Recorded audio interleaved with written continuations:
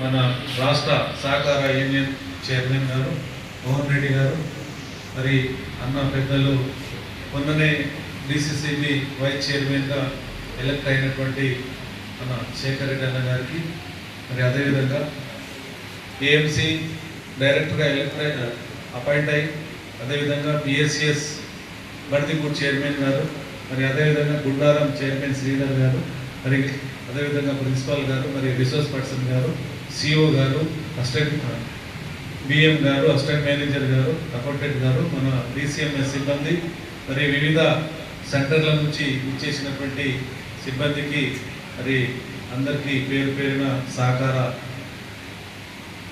వారోత్సవాల సందర్భంగా శుభాకాంక్షలు, శుభాభినందనలు తెలియజేస్తూ, మరి ఇవాళ ఒక హాఫ్ డే కార్యక్రమం ఉంటుంది. మరి కొంత సార్ చెప్పారు. మరి ఈ సమాచార పత్రం ఏదైతే ఉందో మనం ఇప్పుడు అధ్యక్షులు చైర్మన్ గారి ఆధ్వర్యంలో మనం దీన్ని ఆవిష్కరించుకోవడం జరిగింది. అంటే మన సహకార సంఘాలు ఏ విధంగా ఉండాలి, ఏ విధంగా బలోపేతం కావాలి అనే దానిపైన కేంద్ర రాష్ట్ర ప్రభుత్వాలు సంయుక్తంగా ఈ కార్యక్రమాన్ని మరి ప్రతి సంవత్సరం జరుపుకుంటాం సహకారోత్సవాలు 14 నుంచి 20వ తారీఖు. కానీ ఈసారి ప్రతి కార్యక్రమం ప్రతి సంఘాల్లో ఎక్కడెక్కడ జిల్లా సంఘాలు కావచ్చు, ఎక్కడైతే పొటెన్షియల్ సంఘాలు కావచ్చు, అక్కడ మరి సహకార సంఘాల్లో వారోత్సవాలు చేసుకొని సహకార రంగాన్ని మనం ఇంకా బలోపేతం చేసుకోవాల్సిన అవసరం. ఒకప్పుడు సహకార రంగం అంటేనే ఉండేది గ్రామాల్లో సహకార సొసైటీ, సహకార సంఘము, అంజమాని, లోను అనేవారు. సహకార సంఘం అనేది ఉండేది. మరి దాన్ని రాను రాను కొంత మర్చిపోతున్నారు.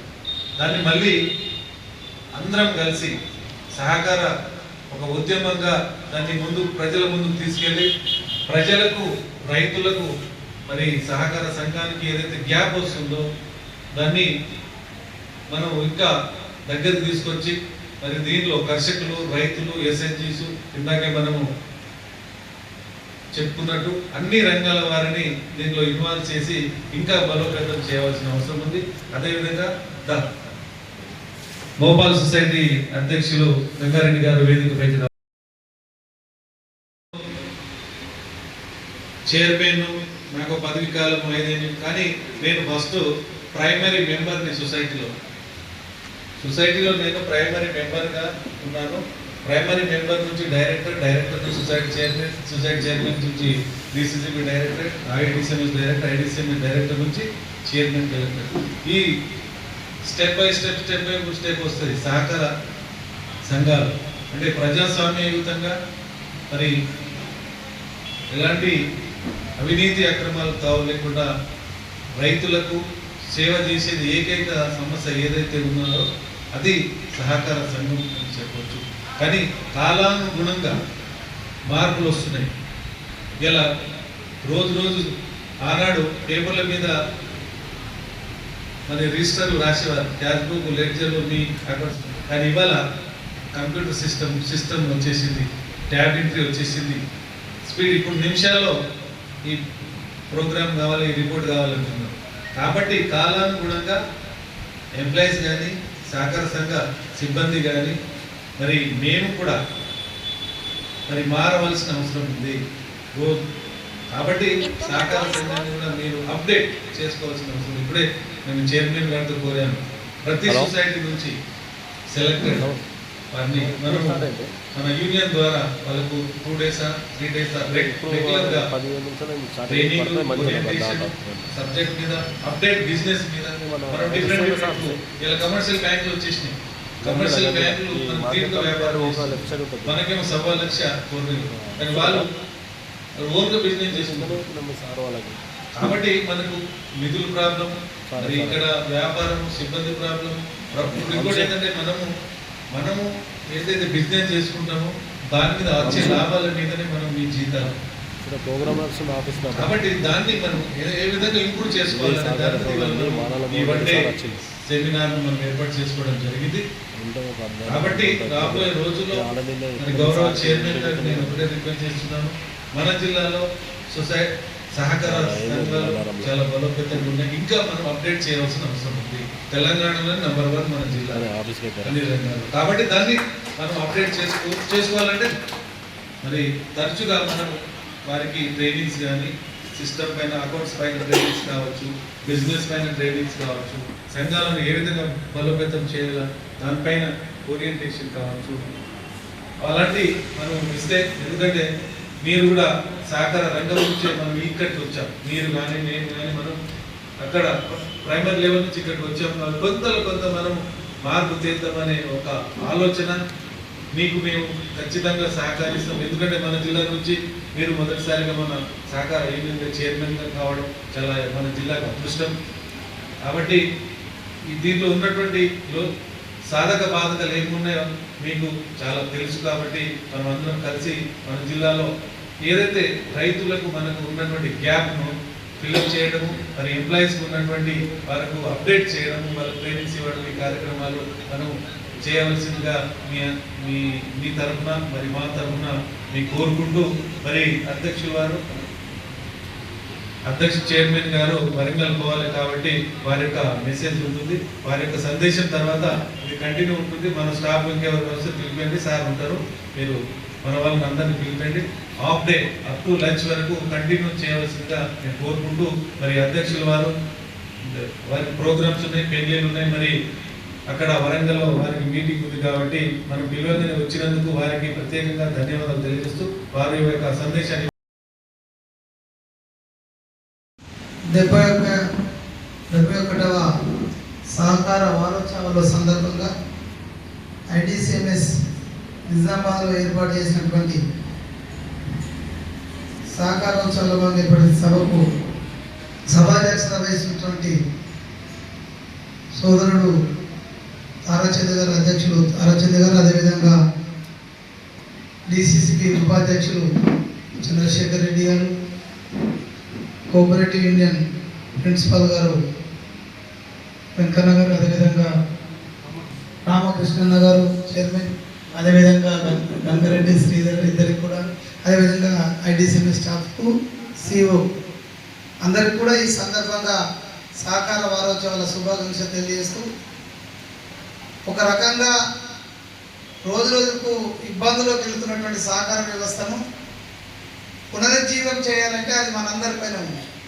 ఎందుకంటే మరొకసారి సహకార వ్యవస్థ పటిష్టత కొరకు ఎవరికి వారనే కంకణబద్ధులను కాకపోతే రేపు భవిష్యత్తులో సహకార వ్యవస్థ తీవ్రమైన ఇబ్బందులు ఎదుర్కొనే పరిస్థితుల్లో ఇవాళ సహకార వ్యవస్థ ఉంది.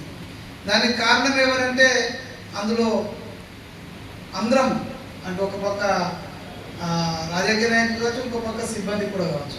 మరి తిరిగి దీన్ని పునరుజ్జీవం చేయాలంటే మనం అందరం, ఒక పక్క మీరు, ఒక పక్క పాలక మండలి సభ్యులం అందరం కూడా ఎప్పటికప్పుడు కొత్త ఆలోచనలతో ముందుకెళ్ళాలి. ఎందుకంటే రాబోయే కాలంలో ఈ ఓన్లీ ఇప్పుడు మనము డిసిఎంఎస్ పరిస్థితి ఏంటంటే ఇంతకుముందు ఫర్టిలైజర్ ఉంటుంది, ఒక పక్క ప్యాడీ ప్రొక్యూర్మెంట్ చేస్తుంది.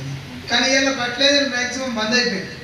కారణాలు ఏమైనా కావచ్చు. కారణం ఏంటంటే మనకు ఎఫ్ఓఎల్ ఇవ్వకపోవడంతో మనం ఇక్కడ ఇబ్బందులు ఎదుర్కొంటున్నాం.